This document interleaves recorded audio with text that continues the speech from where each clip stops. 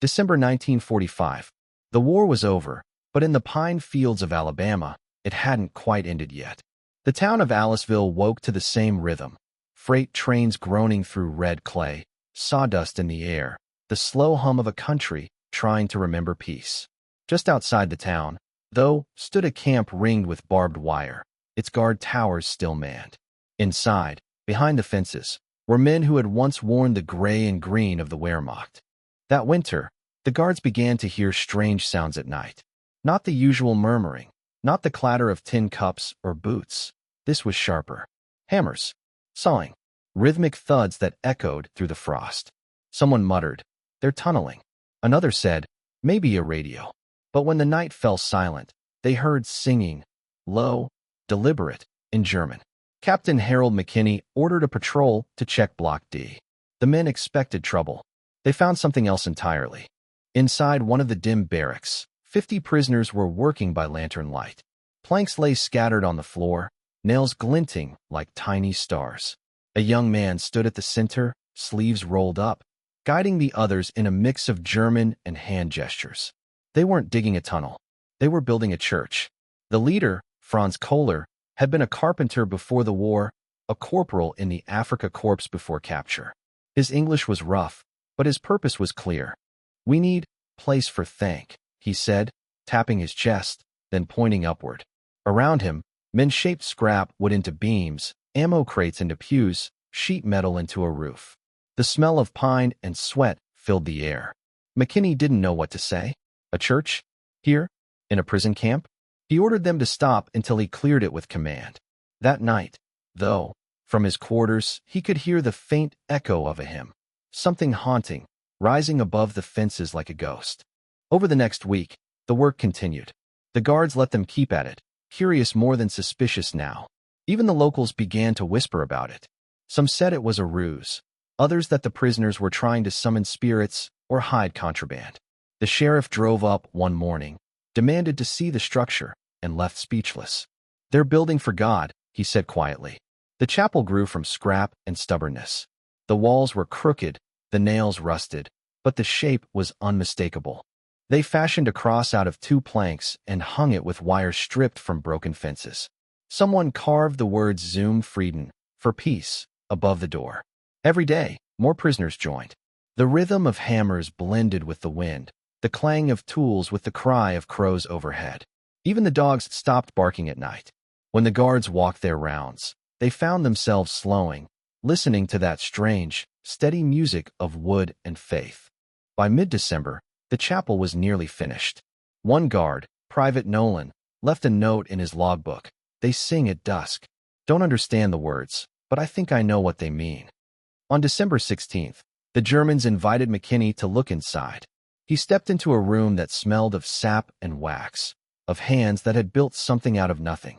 Sunlight filtered through cracks in the roof, painting the floor in stripes of gold and dust.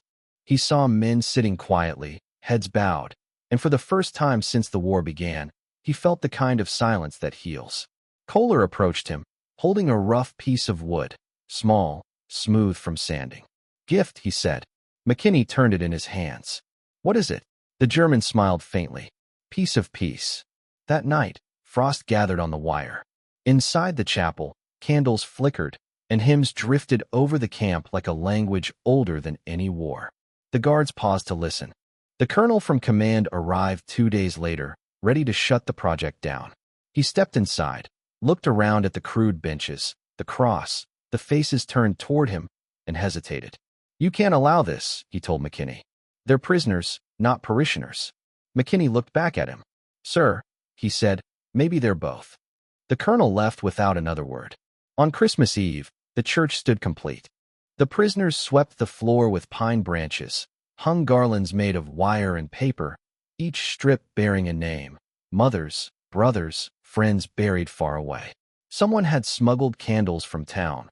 They lit them one by one until the room glowed gold. The organ, borrowed from a nearby church, groaned to life, its first notes trembling like breath in cold air.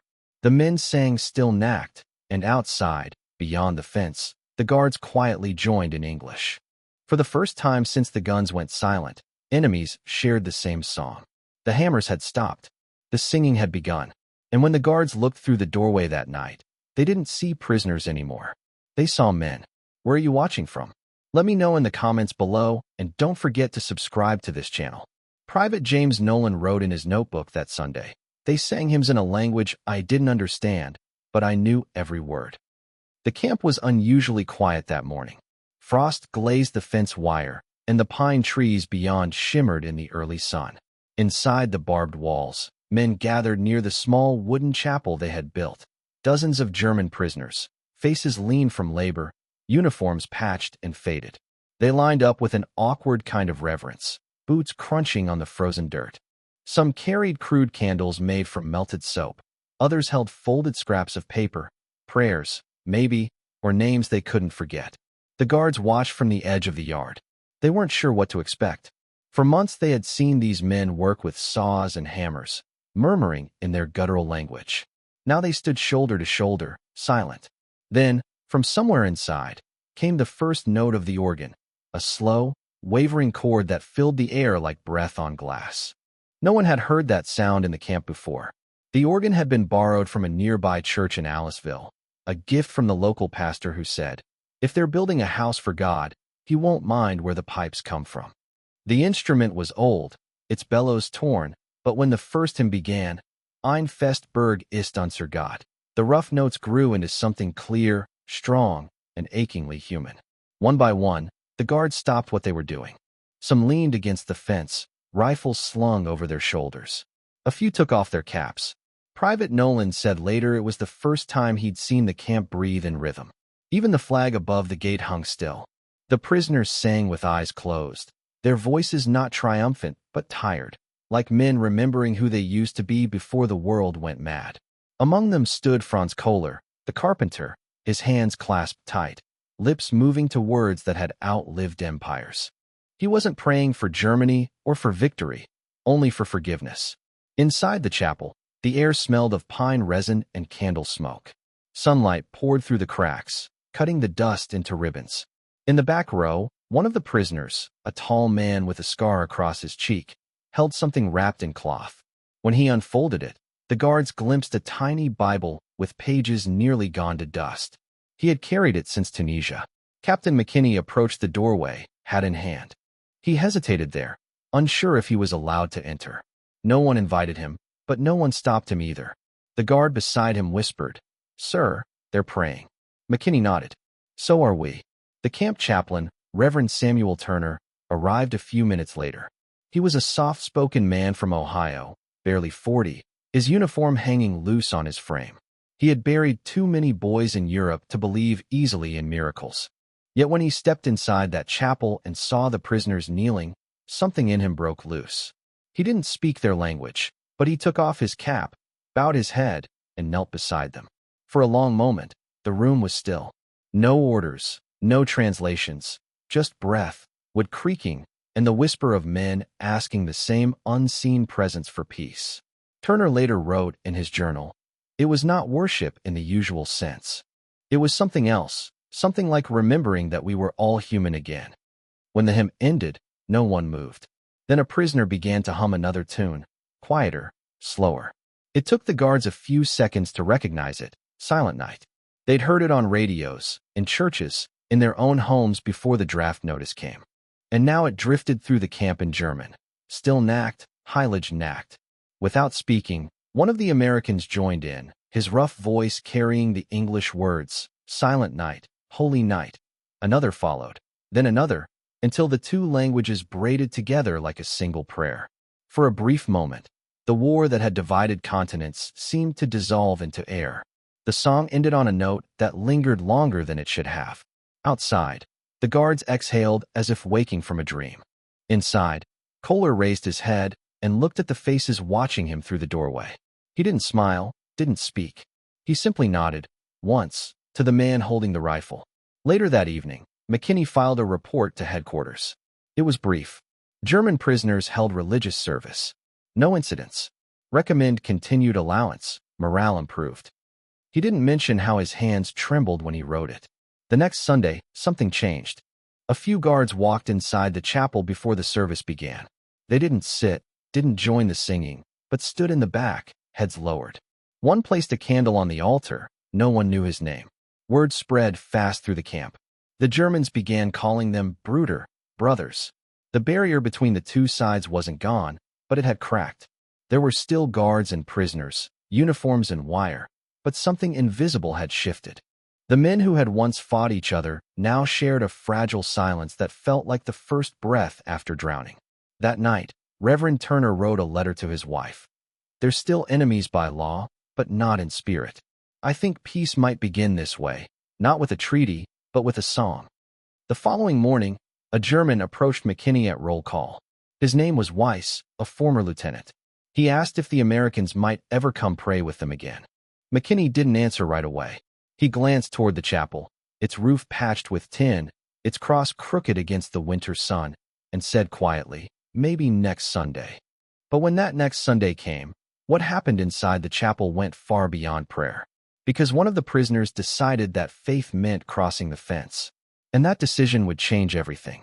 At first, the Americans refused.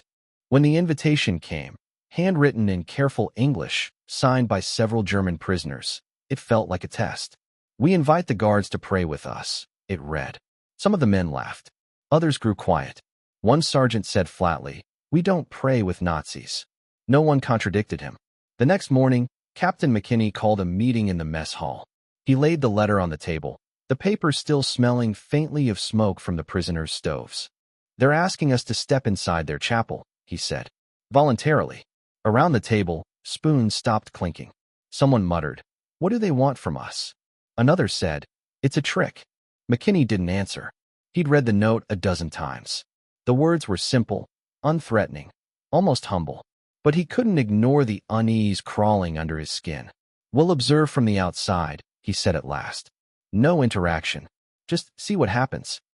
That Sunday evening, as the sun sank behind the wire, the guards stood near the chapel doors. Inside, lanterns burned low. The air smelled of wax and pine smoke. The prisoners filled the pews, some still in their tattered uniforms, others barefoot, heads bowed. At the front, Franz Kohler raised his hands for silence. "Tonight," he said in English, his accent heavy but his voice clear, "we pray for peace between men and forgiveness where there was hate." McKinney's stomach tightened. For a heartbeat, no one spoke. Then one of the guards, Sergeant John Miller, stepped forward, gripping the small Bible he'd carried since Normandy. The pages were soft from sweat. He hesitated in the doorway. Kohler turned toward him, waiting. "Mind if I stand here?" Miller asked. Kohler nodded. "All are welcome." The guards shifted uneasily. Two followed Miller inside. The rest remained at the threshold. The service began. A German voice started reading from Psalm 23, slow, careful, reverent. "Und it schon wandered im finstern Tal." The words rolled like water over stone. Miller closed his eyes, whispering the English lines without meaning to. "Though I walk through the valley of the shadow of death." A second voice joined him, one of the other guards. Then another. Two languages overlapped, German and English, merging into something neither side fully understood, but both seemed to need. The sound filled the small room until it felt larger than the camp itself. McKinney stood in the doorway, watching men who'd been enemies only months before bow their heads under the same light. The flicker of candles caught the edges of their faces, tired, scarred, but human. When the reading ended, silence fell, thick and alive. No orders, no gestures, just silence. Then someone began to hum. It was faint at first, just a breath of melody. "Abide with me." The tune had crossed oceans long before the war. The prisoners joined softly, one after another, until the hymn swelled against the walls. The Americans found themselves humming too. Outside, the camp dogs started howling, then quieted again. The stars came out. When the final chord faded, no one wanted to move. Kohler stepped forward, meeting McKinney's eyes. "You see," he said quietly, "we can build more than fences." McKinney didn't reply. He only nodded once, as if afraid words might break whatever fragile thing had been born in that room. Later that night, the guards sat around the stove in silence. Miller turned the worn Bible over in his hands. "Never thought I'd say it," he murmured, "but those men prayed harder than I ever did." Someone chuckled softly, but no one argued. In his report to headquarters, McKinney kept it brief. Joint prayer meeting. No disturbance. Atmosphere, peaceful. He left out what he'd really felt. That for the first time since the war, the line between right and wrong, victory and defeat, seemed less like a border and more like a shadow. The next morning, a wooden sign appeared outside the chapel door, carved in shaky English. Pray as men, not as enemies. No one knew who had made it. From that day on, a few guards entered the chapel each Sunday. They sat at the back, silent, sometimes only for a minute. The prisoners never looked at them, never asked questions. But something invisible shifted in the camp. Fewer fights, softer voices at roll call, men lingering longer in conversation. Weeks later, when Christmas came again, they decided to build something new together. The Germans offered the labor, the Americans brought the tools. They would make a single table, from pine planks and fence wire, long enough for everyone to sit. And that table would test whether peace was only a word in a prayer or something a man could touch. The first beam of the church came from a broken guard tower. A place built for watching became a place for worship. That morning, frost still covered the red Alabama soil. Breath hung in the air like smoke. American guards unlocked the tool shed and rolled out boxes of old nails, dented hammers, and saws so dull they barely bit the wood. Use what you need, Captain McKinney said. The prisoners stood uncertain at first, waiting for the trick that never came. Then one stepped forward, lifted a beam, and work began. From the other side of the wire, it looked like any other construction job. But inside the camp, every sound carried something deeper. The thud of a hammer, the scrape of a saw. It was the rhythm of men learning to build again, not destroy. The wood was rough, scavenged from what was left behind by war. Ammunition crates became pews. Tent poles turned into rafters. Even the iron bars from a dismantled watchtower were bent into the frame for the small altar. A prisoner named Hans, who once repaired farmhouses in Bavaria, directed the crew with quiet precision. His hands shook slightly when he lifted the heavier planks.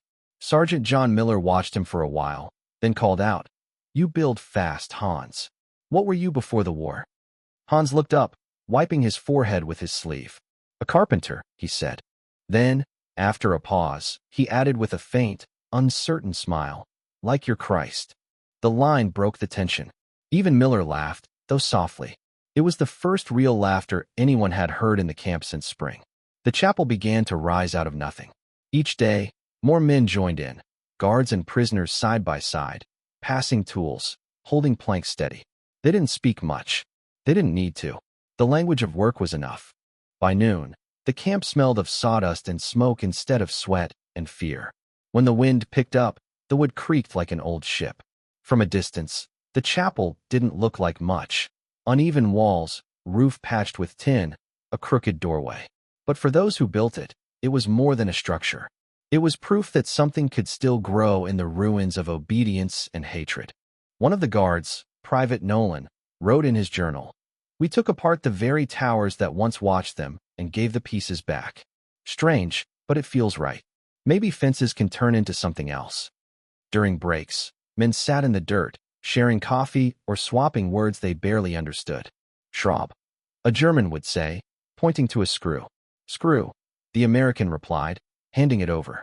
They laughed at the sound of each other's accents, the way their words tripped over the same small things. It wasn't peace exactly. There were still arguments, still moments when old instincts flared. One afternoon, a prisoner cut his hand on a rusted nail. The sight of blood froze the others, until Miller tore a strip from his uniform sleeve and wrapped the wound himself. No one said thank you, but the gesture hung in the air like a truce signed without paper. By early December, the skeleton of the chapel stood tall against the gray sky. It looked fragile, ready to fall with one hard wind, yet it endured. Someone hung a makeshift cross above the door, two uneven planks held together by wire. Another carved a phrase into the wood with a dull knife, Zum Frieden, for peace. The Americans started bringing scraps from the outside, paint from a barn, leftover nails from the town's depot, even an old tin lantern from the mess hall. McKinney never gave the order. He didn't need to. The men simply did it, as though something unspoken had passed between them. When the Red Cross inspector visited, he walked through the camp and stopped at the structure. "Who authorized this?" he asked. McKinney shrugged. Nobody, he said. It just happened.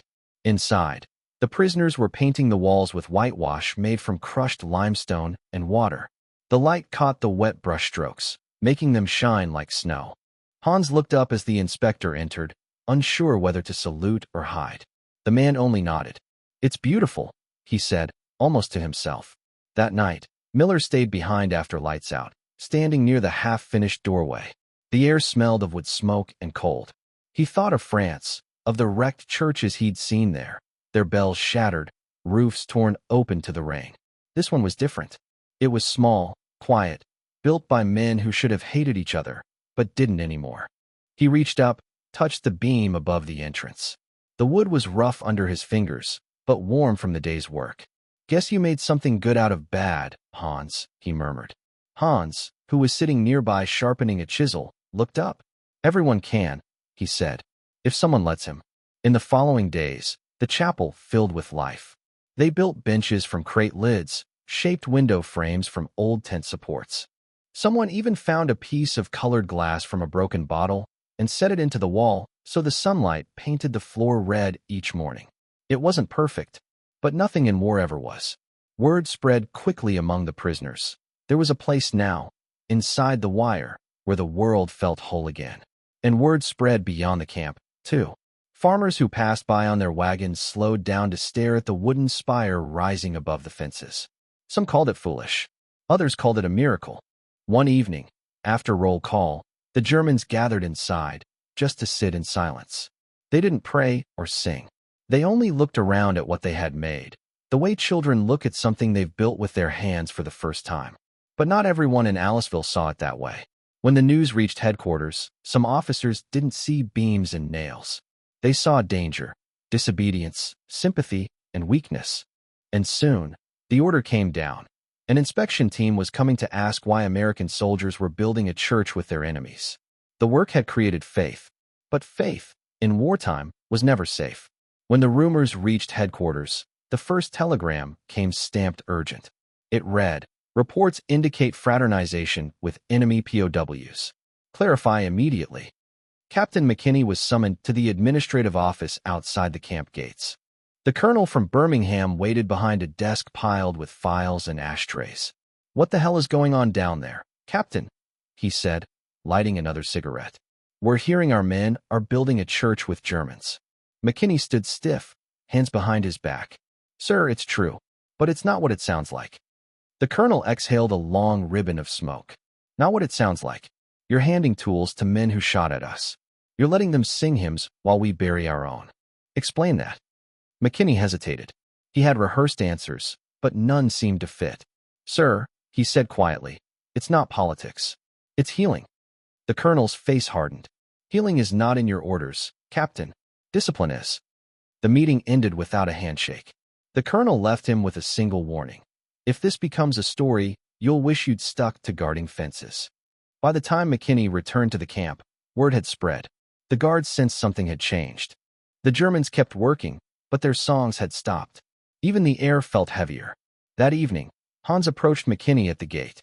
"They say you will close our chapel," he said. His English was slow but clear.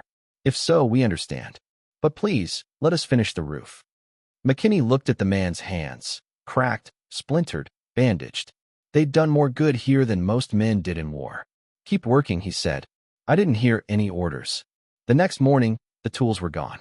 Headquarters had recalled them for inventory. The message was clear, but the prisoners didn't stop. They began using stones instead of hammers, nails pulled from old crates, wires stripped from fences. The Americans who sympathized, Miller, Nolan, and a few others, quietly brought scraps after dark, nails hidden in bread baskets, saws borrowed and returned before sunrise. Under the pale light of dawn, the sound of work continued, softer now but steadier. It wasn't rebellion, it was persistence. A week later, Red Cross inspectors arrived. 2 men in suits walked the camp with clipboards, nodding and making notes. When they reached the chapel, they paused. One said, "Is this allowed?" McKinney replied simply, "It helps keep the peace." The inspectors exchanged a glance, then one scribbled something down. No further questions. That night, the men gathered inside the unfinished chapel. A cold rain fell through the gaps in the roof, pattering on the dirt floor. They lit candles in tin cans and sat in silence. Hans spoke first. "They can take our tools," he said, "but not what we've built inside." Even the guards in the doorway didn't argue. A few days later, another order came, this time from Washington. Christmas was approaching, and the War Department wanted to avoid bad publicity. "Allow limited religious observances," it said. "Ensure they remain under supervision." McKinney read it twice, then smiled. "That's permission," he told Miller. "They just don't know it yet." The work resumed in daylight. Guards carried lumber openly. The Germans sang again. By mid-December, the chapel was finished, a small, crooked building of pine and wire, rough but proud. The walls glowed faintly under the winter sun. When headquarters called for an update, McKinney sent a single-sentence report. "The situation in Aliceville remains stable. Morale, excellent." The colonel never replied. As Christmas approached, the camp took on a strange calm. No drills, no shouting. Only the sound of wind through the new wooden cross above the chapel. At night, candles flickered inside, and shadows moved across the windows. Men praying, not as soldiers, but as human beings. Private Nolan wrote in his notebook, "Funny how faith grows best where it shouldn't." But not everyone welcomed it. A few guards complained the prisoners were getting too comfortable. One night, someone smashed a lantern outside the chapel, scattering glass across the ground. No one saw who did it. The next morning, the Germans cleaned the mess before sunrise and kept working. When Miller offered to help, Hans shook his head. "No," he said softly. "We fix what is broken." By Christmas Eve, the church stood ready. No flag, no emblem, no sides. Just a door made from the last planks of the old guard tower. The men hung a pine wreath above it, tied with a scrap of white cloth. McKinney watched from the fence, hands in his pockets. "You think they'll try to stop it again?" Miller asked. McKinney shook his head. "No," he said. "Some things stop themselves." And as the sky deepened to the color of steel, the chapel bell, a rusted shell casing turned upside down, rang for the first time. On Christmas night, the doors would open, and no one inside would wear a uniform. There were no uniforms that night. Only candles. Cold air drifted through the cracks in the wooden chapel. Wax dripped onto the dirt floor as men sat shoulder to shoulder, Americans and Germans, guards and prisoners. No flags, no orders, no fences between them. Just the quiet breathing of men who had forgotten, for one night, who was supposed to hate whom. A single voice rose from the back, still knacked, Hylage knacked. The melody wavered, thin at first, then spread like warmth through the room. When it faded, another voice, American this time, picked it up. "Silent night, holy night," 2 languages, 1 hymn. Outside, guards leaned against the fence, listening through the wooden walls.